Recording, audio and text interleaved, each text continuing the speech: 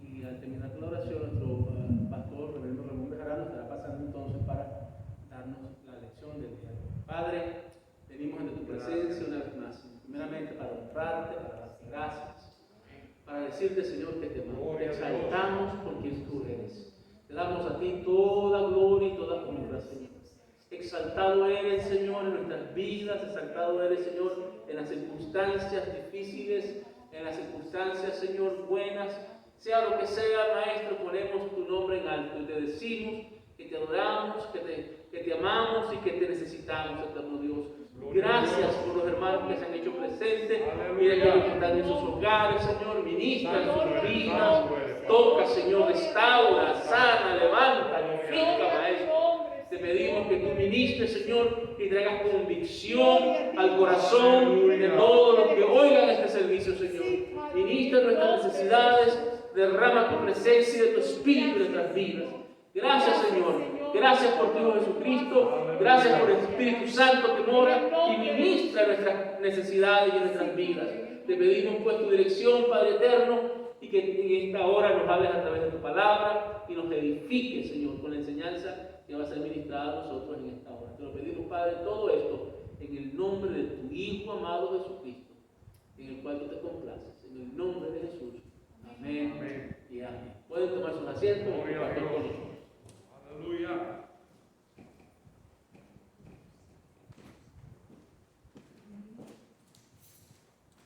Gloria a Dios.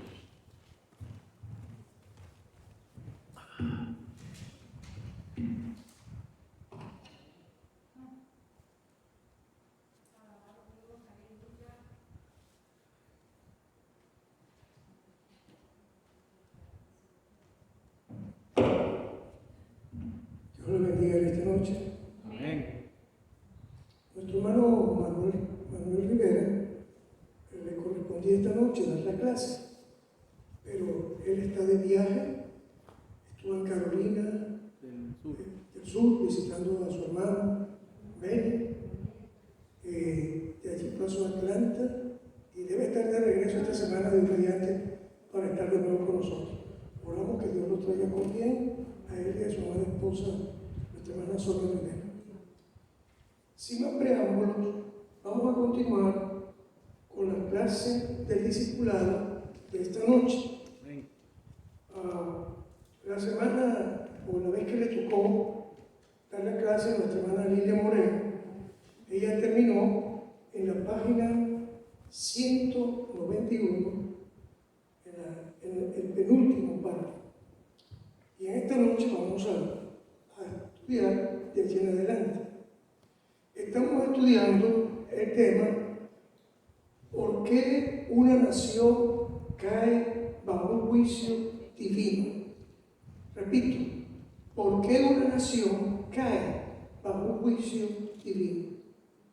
Vamos a orar una vez más. Gracias, Señor, por tu palabra que va a ser expuesta una vez más en este lugar. Te rogamos, Señor, que nos bendigas, que nos guardes, que nos uses y que tu palabra sirva, Señor, de enseñanza para alertarnos, para guardarnos, para ayudarnos a vivir nuestra vida cristiana mejor. Te damos gracias en el nombre de tu Santo Hijo Jesucristo. Amén. Una de las cosas que tenemos que entender, ¿qué significa la palabra praxis? ¿Qué significa la palabra praxis? Porque la palabra praxis tiene dos componentes. O sea, es importante entender que la praxis tiene dos componentes.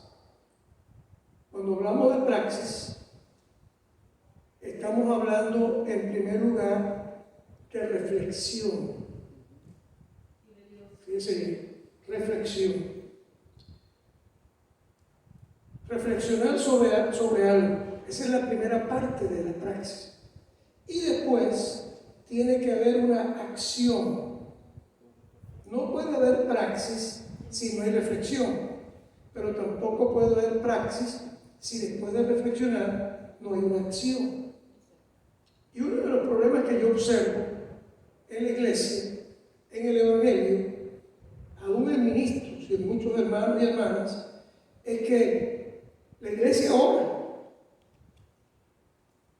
Eso es una acción en cierto aspecto, pero más que una acción es una reflexión. O sea, dejamos las cosas en manos de Dios y no hacemos nada. Yo necesito un trabajo, pido, Señor, dame un trabajo. Eso está bien, pedir a Dios por un trabajo, si se necesita. Pero no sale a buscar trabajo.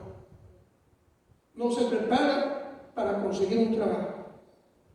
Entonces, allí hubo la mitad de la praxis. Hubo una reflexión, pero no hubo una acción. Por lo tanto, la praxis no es completa. Porque una praxis de reflexión, pero sin acción, no tiene validez alguna. Y así como eso, hay muchas cosas que nosotros hacemos creyendo que estamos practicando una praxis y resulta ser que solamente hacemos la mitad de la praxis. Es igual una acción, pero sin reflexión, esa es la misma cosa. La persona accionó sin antes haber reflexionado. Ahí le viene un problema a todos. Cuando nosotros actuamos sin haber reflexionado, haber analizado, haber investigado lo que vamos a hacer, se nos viene un problema encima. Entonces, praxis significa dos cosas: reflexión y acción. Si no reflexionamos, no hay praxis. Si no accionamos, no hay praxis. Tenemos que hacer ambas cosas: reflexionar y accionar. Y eso es lo que yo encuentro en la palabra. Yo estaba pensando, cuando escribí esto, en algunas cosas bíblicas, algunos paradigmas bíblicos, algunos eventos, algunas enseñanzas bíblicas que tienen que ver con eso de la praxis. La primera es que yo pensé en el hijo pródigo, en la parábola del hijo pródigo. La Biblia nos enseña que el hijo pródigo dijo, reflexionó: no tengo que comer, he gastado todo el dinero, estoy aquí comiendo algarrobas como los cerdos. Y reflexionó: voy a ir a la casa de mi padre y le voy a decir que aquí estoy, que he perdido todo el dinero que me dio, pero aquí vengo. Pero él reflexionó. Ahora, si ese hijo pródigo hubiese hecho la reflexión, pero no hubiese accionado, no hubiese tomado su camino rumbo a la casa de su padre, no hubiese hecho una praxis, porque solamente hubiese habido la reflexión. Pero damos gracias a Dios que la parábola de nuestro Señor Jesucristo nos dice que el hijo pródigo no solamente reflexionó, sino que también accionó. Inmediatamente fue hacia la casa de su padre, se dirigió hacia él y le habló y le dijo: Padre, he pecado contra el cielo y contra ti. No soy digno de ser llamado tu hijo. Hazme como uno de los obreros que tú tienes aquí. Y esa acción cambió el corazón de su padre, quien también estaba mirando todos los días. Por ese camino se fue mi hijo. Dios mío, me lo volverás a traer una vez más. Y cuando lo vio a la distancia que venía, no le importó cómo estaba vestido, sino que corrió hacia él y lo abrazó y lo besó, e inmediatamente dio instrucciones. Póngale el vestido, un vestido nuevo, aliméntenlo, maten un becerro gordo, alegrémonos, porque este es nuestro hijo, que se había perdido, pero ahora ha regresado. Gloria a Dios. Dios te bendiga. El Emilio y Will. Lo que ven otra vez tú también. Dios bendiga. Entonces, oiga bien, enfatizo. Esta es la enseñanza de esta noche. Reflexión significa, praxis significa dos cosas: reflexión y acción. Y enfatizo, la mayoría de los hermanos en la iglesia somos expertos en reflexionar, pero no somos expertos en accionar. Reflexión sola no es praxis. Para que pueda haber praxis, tiene que haber reflexión y tiene que haber acción. Y lo ilustraba con la parábola del hijo pródigo, que el hijo pródigo había gastado todo el dinero que su padre le había dado, estaba comiendo algarrobas, pasando trabajo y necesidad, porque todo el dinero lo había gastado en cosas que no edificaban su vida. Y entonces pensó, reflexionó: voy a ir a la casa de mi padre y le diré que he pecado contra el cielo y contra él, que no soy digno de ser llamado su hijo, que me haga como uno de sus obreros. Esa es la primera parte, esa es la reflexión, y eso es muy bueno.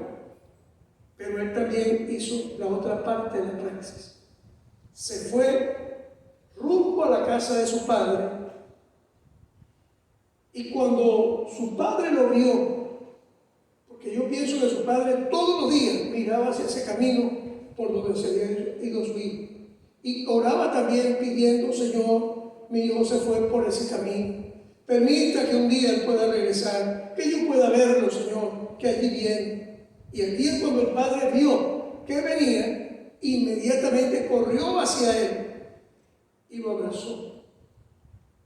Cuando él le dijo: he pecado contra el cielo y contra ti, el padre inmediatamente mandó: maten el becerro gordo y prepárenlo, porque este es mi hijo que se había muerto y ahora regresa. Y le puso anillo en su mano, calzado en su piel. O sea, eso es praxis. Praxis, reflexión y acción.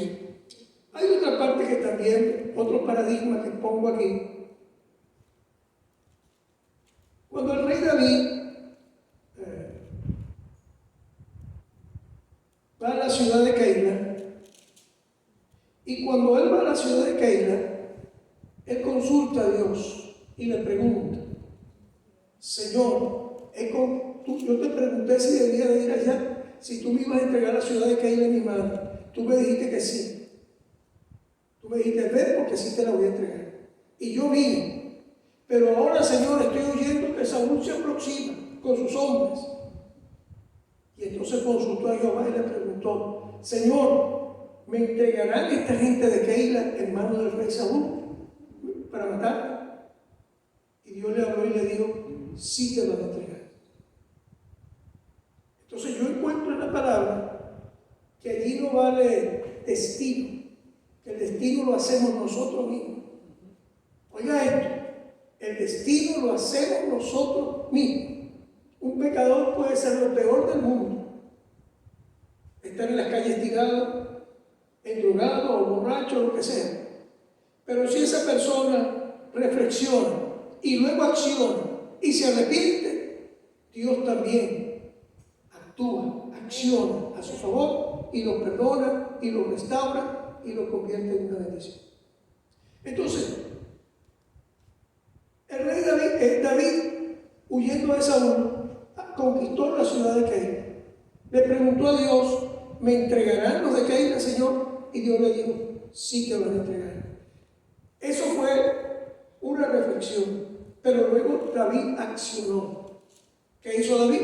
Agarró a sus hombres, los guerreros que le acompañaban antes que Saúl llegara, y huyó de Keila. Si David no huye y dice, no es la voluntad de Dios que Saúl me mate, porque fue la voluntad de Dios que yo viniera aquí a Keila, y ahora él me dice que sí, la gente de Keila me va a entregar, yo tengo que quedarme aquí para que ellos me encuentren y me maten. Eso hubiese sido un error muy grande. Pero David no solamente reflexionó, consultó a Dios su acción, pero también accionó con sus hombres y huyó de aquel lugar inmediatamente. Por lo tanto, pudo salvar su vida. Oiga bien, no solamente reflexionar, sino también actuar. Si usted solamente reflexiona y no actúa, usted no está haciendo praxis. A menos que Dios te diga, no ores,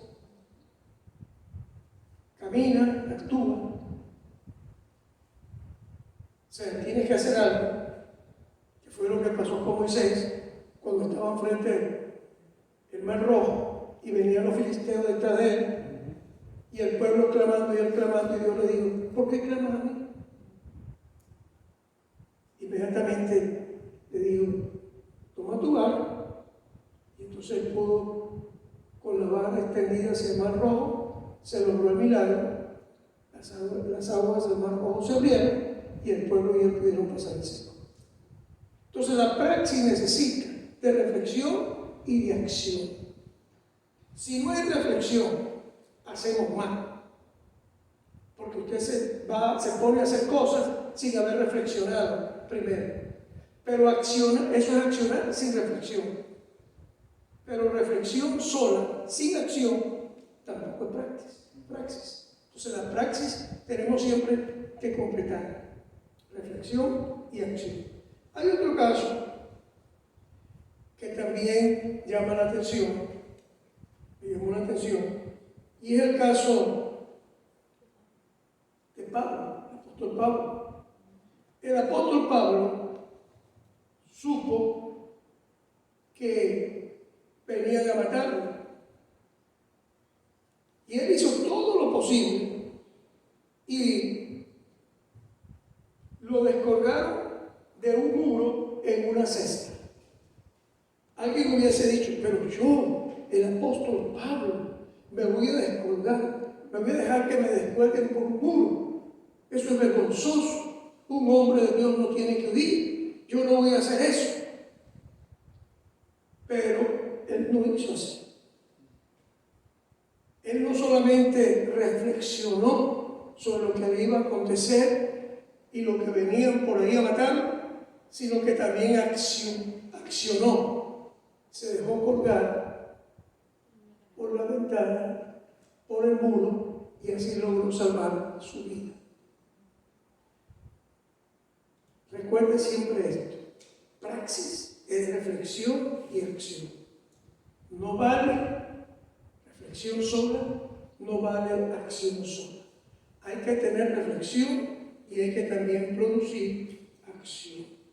Esa reflexión y esa percepción paulina con la acción pudo salvar la vida de él en ese momento. A veces pasan cosas que acontecen. Dios se le presentó cuando el apóstol Pablo iba en el barco, que iba rumbo a la ciudad de Roma.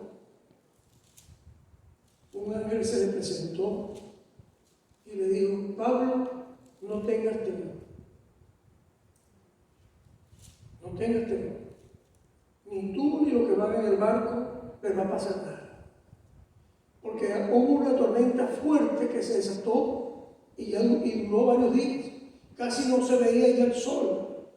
Todo aquello era día tras día una tormenta terrible. Ahora un ángel se le presentó.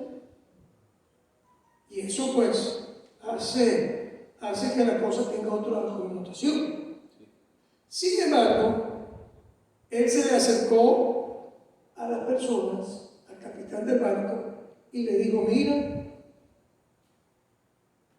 tienes que hacer, porque él vio que algunos de los hombres que eran los que se encargaban de las pequeñas embarcaciones que había allí en la nave, se querían escapar, llevándose las embarcaciones pequeñas. Y Pablo fue donde el capitán y le dijo: mira, tienes que hacer algo, porque a lo contrario se van a morir todos aquí. Porque la tempestad era fuerte. Aquella nave parecía que se iba a reventar en pedazos. Por supuesto, eso era mi hermano. Y eso, hay personas que no entienden eso. Yo recuerdo que, siendo el presidente de la Asamblea de Dios en Venezuela, tuve que ir a visitar a los indígenas en el Amazonas. En el Amazonas, hay parte del Amazonas que está en Brasil, parte que está en Venezuela, parte que está en Colombia, y creo que hay una parte que está en Bolivia. Ecuador también. Ecuador también. Entonces, yo agarré mi carro, iban conmigo otros pastores, inclusive un miembro del presbiterio ejecutivo me acompañaba, y algunas hermanas también, miembros de la iglesia. Y yo agarré mi carro, e iba en mi vehículo, y llegué a un lugar, allí dejé mi vehículo, entonces me monté en una troca de uno de los ejecutivos, y los demás venían en carros también, y nos siguieron. Llegamos a un lugar donde ya la troca no servía, y entonces agarramos jeep, un jeep. Después llegamos a un lugar y dejamos los vehículos que teníamos y tomamos lo que en Venezuela se llama bongo. El bongo es una nave acuática, o sea, para viajar en el agua, pero que es cubierta. Arriba del techo está cubierto. No es un barco, no es un yate, es un bongo. Y ahí viaja mucha gente. Venían inconversos, aquí personas inconversas. Entonces yo me monté en el bongo, y entonces cuando de repente comenzó una tempestad en el río, un río lleno de pirañas. Entonces yo comencé a reflexionar y a orar: Dios mío, guárdanos, ayúdanos. Pero ¿qué va? Yo veía como las aguas, yo nunca había visto una cosa así, y espero nunca más volver a ver. Estamos hablando de agua de río, no de mar. Se levantaba, el bongo lo levantaban las olas que habían olas en el río, levantaban el bongo, y luego se levantaba y lo dejaba caer, y sonaba ese golpe contra las aguas del río. Aquello, yo dije, se va a reventar en 1000 pedazos este bongo. Y yo comencé a reflexionar: ¿a quién salvo yo de mis compañeros que están aquí? El ejecutivo, reverendo Arturo Gil, pastor, todavía está vivo. Yo dije, lo voy a ayudar a él a salvar, porque yo sabía que una vez casi se ahoga, porque no sabía nada. Y lo ayudo a él. Pero a medida que fue pasando el tiempo y aquello se puso peor, la tormenta, entonces yo comencé a reflexionar: ¿cómo hago yo para poderme salvar? Fíjense cómo cambian las cosas.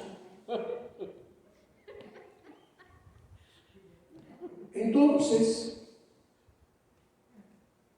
el bongo dio contra una pequeña isla.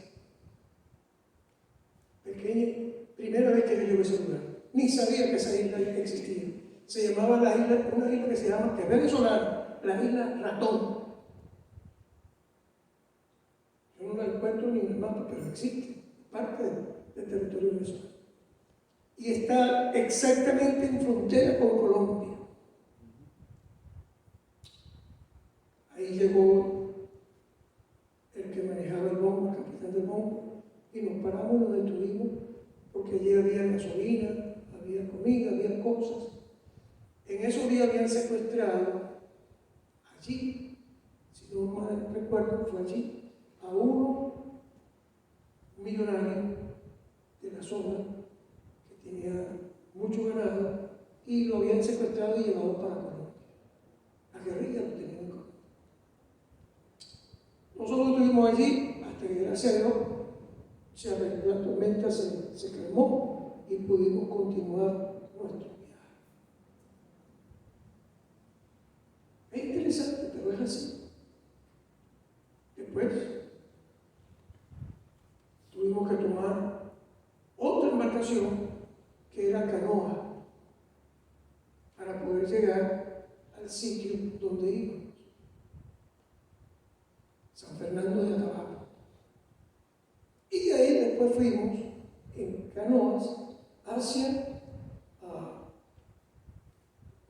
las chozas, la comuna, la comunidad de los piaroas, indígenas piaroas.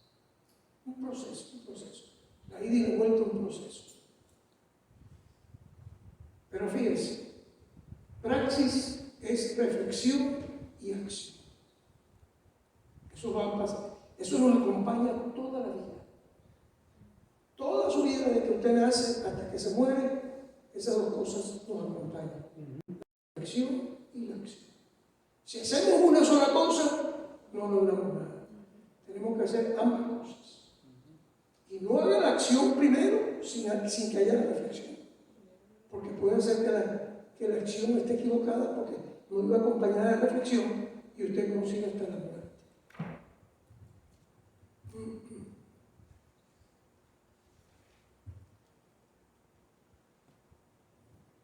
Ok.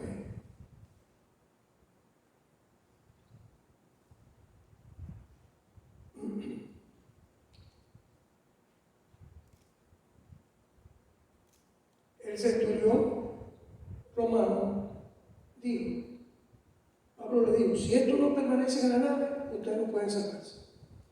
Gracias a Dios, el centurión romano oyó a Pablo y se salvaron. Es imprescindible saber interpretar los tiempos y los momentos que se viven. Eso lo dice Eclesiastés 8:5. Si no sabemos cuándo estamos viviendo una dictadura, y óigame bien, hay dictaduras de derecha, o sea, que aparentan ser democráticas, y hay dictaduras de izquierda, que son revolucionarias. Pero tanto la derecha como la izquierda, si es dictadura, son dictaduras. Y ninguna de las dos son buenas. Porque las dos practican las mismas cosas, pero de una forma diferente. Las dictaduras de derecha torturan y matan para mantenerse. Y las dictaduras de izquierda torturan y matan para mantenerse en el poder también. Entonces no nos interesa si es de derecha o de izquierda. Toda dictadura es mala, no es conveniente. Uno tiene que saber dónde está viviendo, porque puede ser que una persona diga, no, yo estoy viviendo en un país excepcional, un país muy bueno, pero está viviendo en una dictadura de derecha. O puede ser que esté viviendo en una dictadura de izquierda y crea que está viviendo muy bien, cuando realmente lo que está viviendo es en un infierno. Porque no sabe a qué hora le van a matar a la esposa, los hijos o él mismo. Entonces, tenemos que discernir los tiempos. Tenemos que pensar, eso lo habla Eclesiastés capítulo 8, versículo 5. ¿Tú lo tienes? Ok, léelo, por favor. El que guarda el mandamiento no experimentará mal. Y el corazón del sabio discierne el tiempo y el juicio. El que guarda el mandamiento no experimentará mal. Y el que discierne los tiempos, el corazón del sabio discierne los tiempos y el juicio. Tenemos que preguntarnos ¿qué tiempo es este? ¿Qué tiempo es el que estamos viendo ahora mismo? ¿Es tiempo de comprar o de vender? Oiga esto que le estoy hablando. ¿Es tiempo de comprar o de vender? Hay un adagio, un dicho entre las personas que conocen de finanzas. Ellos dicen así, esto me lo dijeron a mí hace tiempo, que cuando la sangre está corriendo por las calles, o sea, que hay matanza, que hay muerte, que hay destrucción, ese es el mejor tiempo para comprar. ¿Qué le parece eso? Fíjense que la mentalidad de la gente no piensa realmente con cordura o con justicia. Están pensando cómo obtener ganancias. Y dicen que el mejor tiempo de comprar es cuando la sangre corre por las calles de la nación o de la ciudad. No hay que comprar las cosas muy baratas. Y después cuando todo se arregla, entonces las puedes revender a un precio muy alto. Pero eso no es justo ante Dios. Es un crimen humano hacer eso. Pero eso es un dicho que tiene validez. Tenemos que conocer los tiempos. ¿Qué hubiese pasado con la esposa del rey David, Betsabé, con Natán y con Salomón, cuando Adonías, el hijo del rey David, aspirándose al rey, se reunió con personas claves y con mucha gente y se autoproclamó rey? Y aún el rey David estaba vivo. Entonces el profeta Natán entró a donde estaba la reina Betsabé, la esposa legítima de David, y le dijo: mira, tenemos que establecer una estrategia ahora mismo.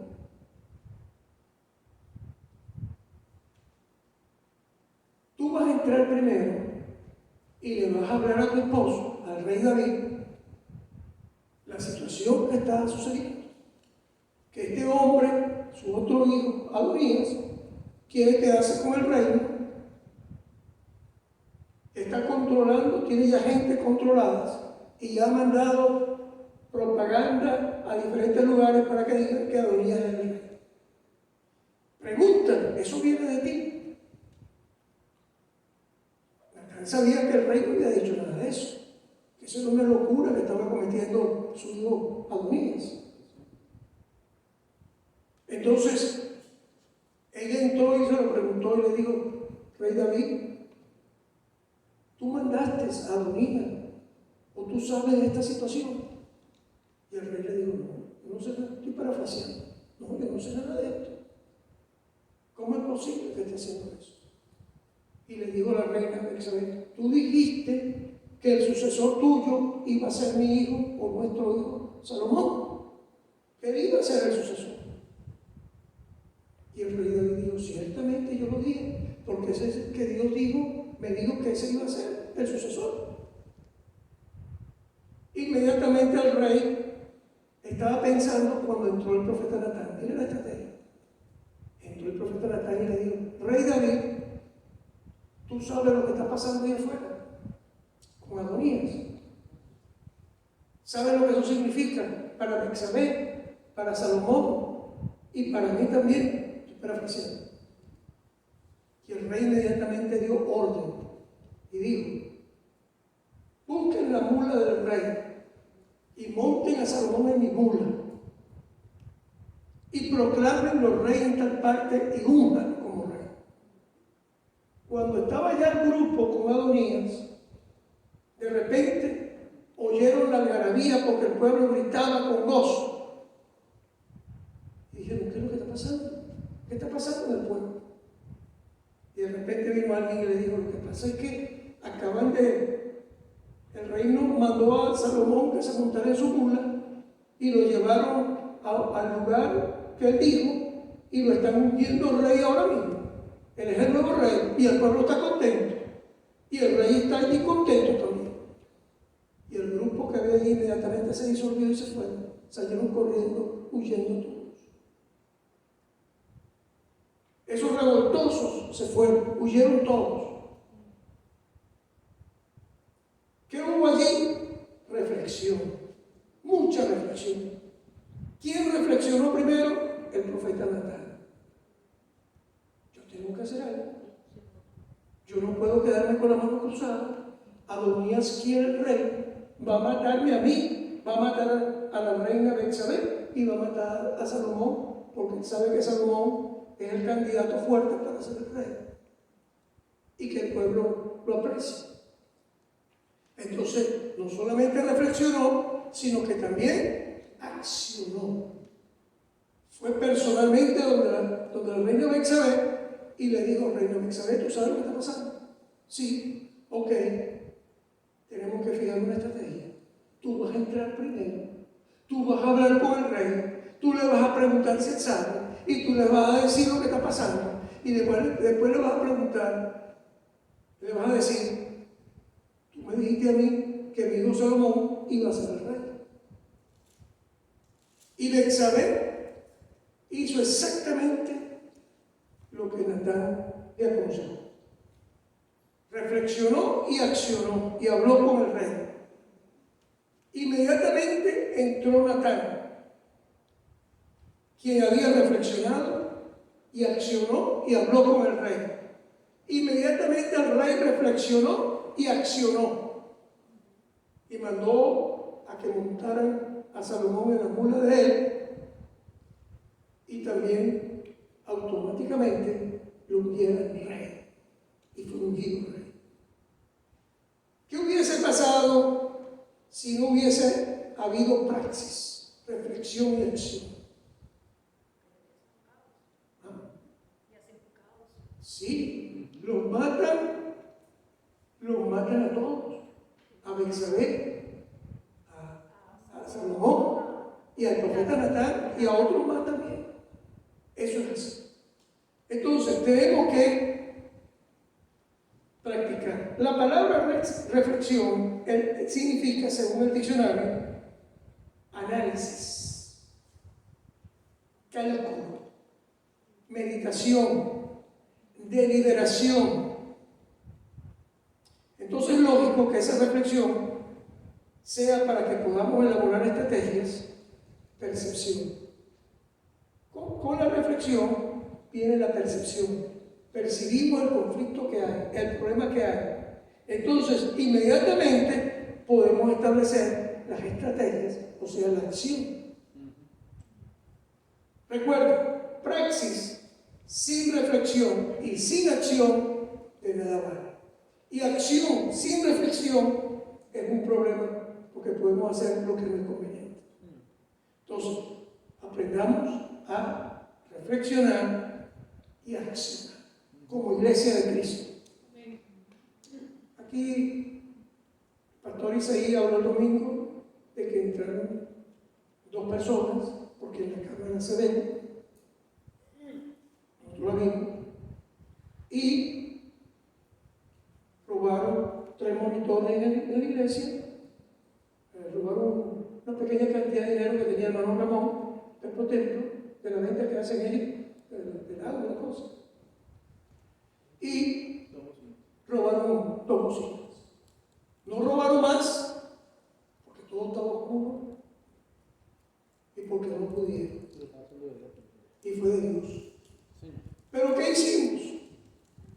Inmediatamente Isaí reflexionó, habló con la iglesia, habló conmigo, vinimos aquí a la iglesia, ese día lunes fue, y accionamos. Él llamó a la policía accionó y envió 2 policías, vinieron aquí, vieron lo que estaba filmado en la grabación, vieron por dónde entraron, se dieron cuenta de todo y escribieron inmediatamente y reconocieron que en verdad había sido un robo para que el seguro pueda accionar también.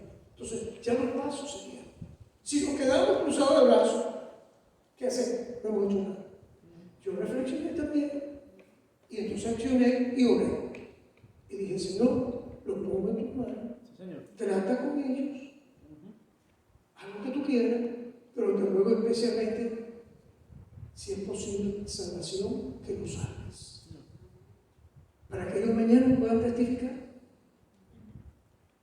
Yo he visto un caso así. Un amigo mío, ministro, que murió, fue ministro por más de 60 años, el reverendo Núñez, bautista. Le robaron su único traje que tenía, su único susto, el trajecito con que él predicaba, porque no había en ese entonces. ¿Y él qué hizo? Orar, clamar, y le trajeron su traje de regreso. Hay gente que ha robado cosas y no ha podido dormir, no ha podido descansar, y han venido a traer lo que robaron, diciendo: no puedo dormir, no puedo descansar. Reflexión y acción. No me atrevo a preguntarle a ustedes cuántos de ustedes oraron por esos ladrones. No se lo pregunto. Pero si usted no oró, usted solamente reflexionó en lo que el pastor les dijo, el pastor Isaí les dijo, pero no accionó. Reflexión y acción. ¿Cuáles son los causales para una nación entrar en un juicio divino? ¿Se puede afirmar que es bíblico que haya un juicio divino sobre una nación? Yo he oído personas que han hablado, por eso escribí eso aquí en este libro. ¿Qué juicio ni qué juicio? Eso no es juicio. Dios no lleva a una nación a juicio. Eso no es así. No hay base bíblica para decir que Dios establece juicio. Claro que hay base bíblica. Ahora, si quiero ser claro, toda nación confronta de vez en cuando algunas actuaciones malas, adversas. Sin embargo, no hay ningún juicio por eso. O sea, hay cosas que pasan en Estados Unidos y en otras naciones y que esas cosas no producen un juicio, sino un castigo individual a alguien que hizo algo, un ladrón que robó o alguien que mató, pero no castiga a toda la nación por eso. Pero cuando las cosas suben y llegan hasta la presencia de Dios, porque la maldad de una nación sube hasta la presencia de Dios y las cosas que hacen son horribles, como dice la palabra que en la ciudad de Jerusalén corría la sangre. Y aún hasta los sacerdotes, los levitas, robaban y mataban y engañaban. Eso automáticamente motiva a Dios a tener que actuar y establecer un juicio en una nación. Cuando abunda la hechicería, la maldad, el santerismo en una nación, cuando abundan los crímenes y comienzan a practicarse cosas que van contra lo que está establecido en la palabra de Dios, eso demanda un juicio, atrae un juicio divino. Dios no es ciego, ni es sordo, ni es mudo. Y Dios establece juicios cuando realmente se amerita un juicio. No por cualquier cosa establece un juicio. Y cuando Dios establece un juicio, existen evidencias tangibles, palpables de las cosas que se han cometido.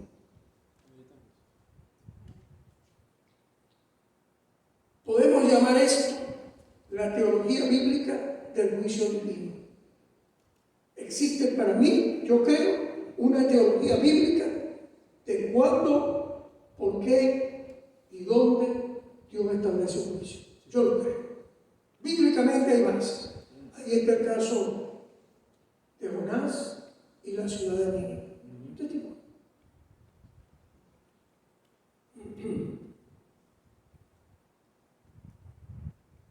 Juicio divino no se establece por una sola causa. A veces son muchas las causas y todas graves, todas peligrosas, que motivan a Dios a establecer un juicio. No es una sola causa. Pero cuando llega un juicio en una nación es porque hay muchas causas y cada una es grave, terrible, que la santidad de Dios no la puede tolerar más. Inmediatamente la justicia de Dios procede para traer juicio sobre esa nación, sobre ese pueblo, sobre esa ciudad, para para que pueda la gente vivir en paz. Hay lugares donde la gente no puede vivir, duermen con las puertas cerradas de noche. Tienen que tener cuidado y ponerle muchos seguros a los carritos que tengan, porque los ladrones abundan, matan. Yo conocí un lugar en Caracas donde la gente mataba a la gente en la calle de noche. Y el que estaba de noche, llegaba tarde a su casa, lo mataba, aparecía muerto ahí frente a la casa. Y la gente ni siquiera se atrevía a abrir la puerta oyendo los gritos de las personas, porque decían, si yo abro la puerta, entren a la casa y me matan a mí también. Yo estoy seguro que aquí en Estados Unidos, en algunos lugares del Bronx y por allá por esos lugares de la ciudad de Nueva York, pasan cosas graves. Y estoy seguro que en Puerto Rico también. Hay niveles de maldad. Cuando esas cosas suben ante la presencia de Dios, usted puede estar seguro y segura que Dios va a establecer un juicio. Ahora, nosotros no podemos estar siendo profetas del desastre, ni ser profetas apocalípticos, que todo el tiempo vamos a estar hablando de juicio y de juicio. No. Simplemente hablamos lo que la palabra de Dios nos dice, lo que está escrito en su palabra. Porque Dios es un Dios de amor, un Dios de perdón, un Dios bueno, un Dios misericordioso. Pero la gente tiene que arrepentirse para que pueda Dios perdonar. Y Dios es un Dios perdonador. Dice aquí en la palabra de Dios, en el libro de Génesis, capítulo 18, versículos 20 al 21. Entonces Jehová le dijo: por cuanto el clamor contra Sodoma y Gomorra se aumenta más y más, y el pecado de ellas se ha agravado en extremo, descenderé ahora, Dios mismo, descendería y veré si han consumado su obra según el clamor que ha venido hasta mí, y si no, lo sabré. Dios mismo se apersona a visitar una nación, a visitar un lugar, una ciudad, un pueblo, donde el pecado de esa nación, de esa ciudad, de ese pueblo, llega hasta Dios. Igual pasa con una sola persona, que sea más mala que el diablo, que produzca mucho daño. Dios decide a castigar, a ponerlo en su sitio. Porque Dios no va a dejar que se destruya una ciudad, un pueblo, una nación, por el pecado y la maldad de unos cuantos que son malos de corazón y perversos. La justicia divina radica en la misericordia de Dios, en la bondad de Dios, en el amor de Dios, en la santidad de Dios. Cuando algo afecta el corazón de Dios, Dios dice: no puedo tolerarlo más. Dios actúa. Cuando algo afecta la justicia divina, Dios actúa.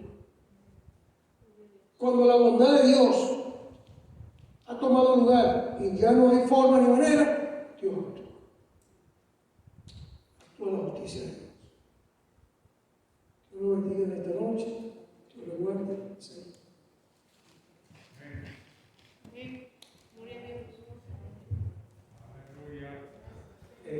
Una de las cosas que me llamó la atención es sobre la praxis, la acción de analizar y de actuar, ¿verdad? Una palabra que contiene dos diferentes tipos de acciones, porque el analizar es un tipo de acción, pero no hay un efecto hasta que no se produce la acción, de la reacción del análisis. Yo me acuerdo cuando estaba estudiando en el seminario de Mahanaim, cuando en Mahanaim, en el campo Mahanaim, había un seminario. Nosotros viajábamos los estudiantes todos los domingos, o la mayoría de los domingos del mes, y ministrábamos en diferentes iglesias del distrito hispano del este, que es grandísimo. Y a veces estábamos en Pensilvania, a veces estábamos en Connecticut, a veces íbamos a Boston. diferentes estados. Viajábamos los viernes y estábamos los sábados viajando también, pero los domingos ministrábamos en diferentes iglesias. Había drama, teníamos un coro, había predicación. Y uno de los compañeros en ese tiempo, un estudiante en ese tiempo, era el que es ahora reverendo pastor en Honduras y también en una iglesia también aquí en Miami, Leonardo Taura. También era el compañero de habitación conmigo. Y yo me acuerdo, él en ese tiempo vivía en Ohio y trabajaba en Ohio. Y tenía un carrito, hermano, que, imagínense, joven, estudiando, trabajando duro. El carrito lo sostenía, lo llevaba y lo traía, pero el carrito ni siquiera había un vidrio, el vidrio del conductor que no subía. Y nos tocó ese fin de semana, ese domingo, ir a predicar a Apache Bronx, en una iglesia de la Asamblea de Dios allí. Teníamos 2 servicios ese día. No, un solo servicio, en la mañana, perdón. Y estábamos como a 2 horas, 3 horas aproximadamente, de Mahanaim a Apache Bronx. Entonces salimos tempranito en la mañana, como eso de las 6:30, algunos en la venta de la iglesia y otros nos fuimos con él en el carro. Cuando llegamos al lugar, nos tocó pararnos como 1,5 bloques de la iglesia, porque todo estaba lleno, los carros estaban todos parados. Y Leonardo decía, Dios mío, ese vidrio no sube, me van a robar el carro. Me van a robar el carro. Señor, y nos paramos allí, oramos por el carro, nos fuimos al servicio. Pero el vidrio estaba abajo. ¿Okay? Y él puso un cartón, me acuerdo que puso un cartón en la ventana. Hermano, pero ¿qué aguanta un cartón, verdad? Y Leonardo Taura, él se va a reír cuando vea el servicio. Entramos al servicio y él andaba mortificado, él tocaba predicar, ministrar. El servicio estuvo hermoso, él ministró, el mensaje fue de gran bendición. Él es un gran predicador, un evangelista, básicamente, en su ministerio, pero un pastor también. Y después de ministrar, él sale con esa preocupación. Salimos todos pensando en el carro de Leonardo. Lo bueno es que íbamos en una vez también y dije, bueno, si algo pasa con el carro, pues nos tiramos en el piso, lo que haya que tirarse en el piso y nos vamos en la vena. Cuando llegamos al carro, hermano, habían movido el cartón del carro, de la ventana. El carro estaba allí y alguien analizó y accionó, porque le pusieron el cartón en el volante. El cartón decía, "We don't steal junk". Nosotros no robamos cachatada. Y se lo pusieron ahí en el volante. Y nosotros nos reímos, pero gracias a Dios el carro estaba allí. Ya no le importó. Yo decía, sin vergüenza, decía él, ni siquiera eso respetan. Ay, esos fueron momentos que fueron inolvidables. Pero es interesante ver que en algo tan jocoso como eso, usted puede ver la dinámica que se presenta. Y a veces son situaciones que no son nada graciosas, porque a veces tiene que ver con la misma vida de uno, la que está en juego. Y nosotros tenemos que analizar y decidir. Y muchas veces nosotros fallamos en el accionar. Lo pensamos y lo sabemos. Yo he tratado con personas y familias donde los padres saben que hay situaciones que no están bien, pero por temor a la acción, entienden, han analizado y están claros, pero tienen temor a acciones. A veces no es la familia con los hijos, los padres con los hijos, a veces son esposo y esposa. A veces es usted mismo. Usted sabe que hay algo que no está bien en su vida y usted lo ha analizado, pero tiene que accionar en esa área. El asunto es que yo creo que cuando usted sabe y no acciona, yo creo que también hay pecado en esa área. Cuando usted detiene la acción voluntariamente, sabiendo, porque eso es lo que la palabra dice que el pecado es, saber hacer el bien. El pecado está en el que sabe hacer el bien Y hacerlo. Y no lo hace. Entonces, yo creo que es importante que tengamos conciencia de esto. Sí, señor. Y esto, fíjense que se aplica al individuo, se aplica a la familia, se aplica a la nación. Y Dios juzga. Y el pastor habló algo sobre los juicios sobre una nación. Pero usted sabe que la Biblia, en lo que es la escatología, nos habla de un tiempo final. donde el juicio no va a ser solamente sobre una nación en particular, sino sobre el mundo entero. ¿Ok? Y estamos hablando de la gran tribulación. Y yo le voy a ser muy sincero. Yo creo que la iglesia necesita entender que es el momento no solamente de orar, sino también de accionar.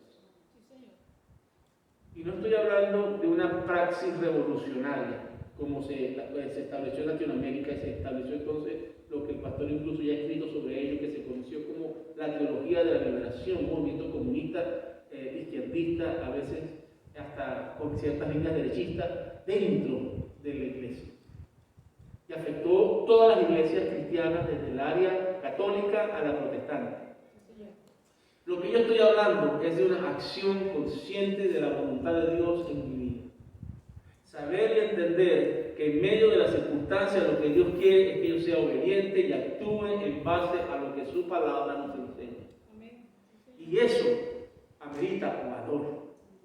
Eso amerita el coraje de saber que hacer lo que Dios pide que yo haga es lo correcto.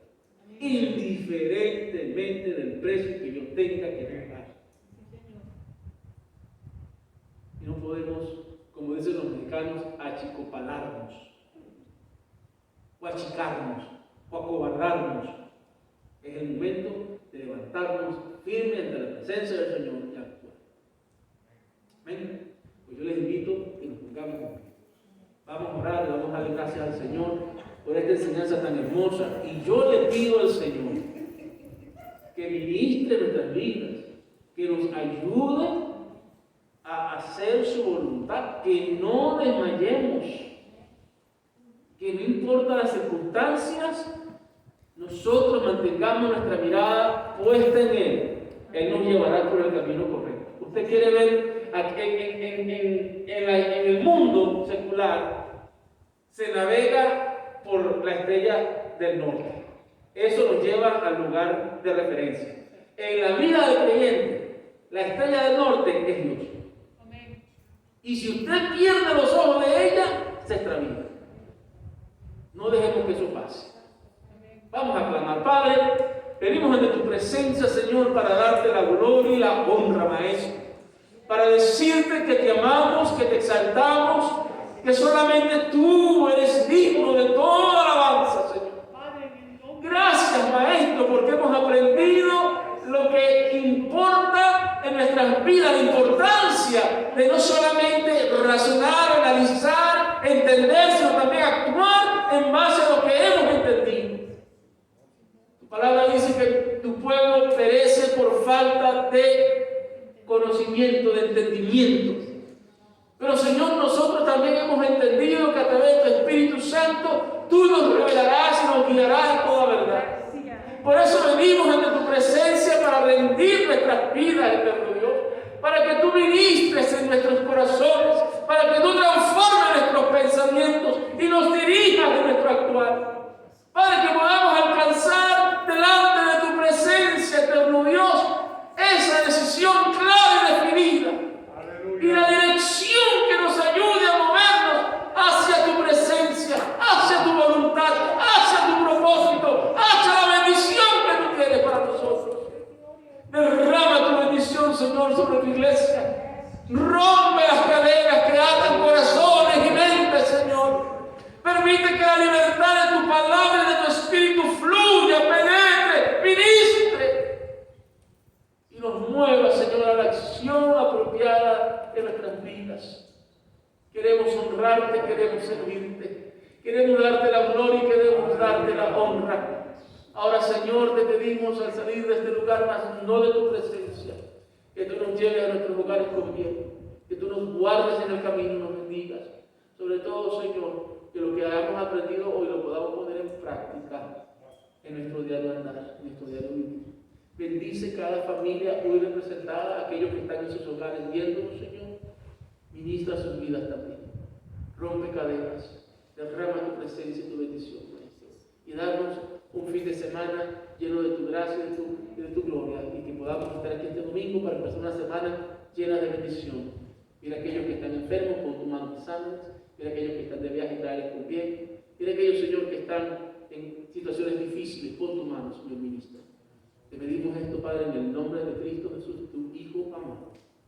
Y el pueblo dice, Amén. Señor les bendiga, estamos despedidos. Un abrazo de para todos. Dios les guarde.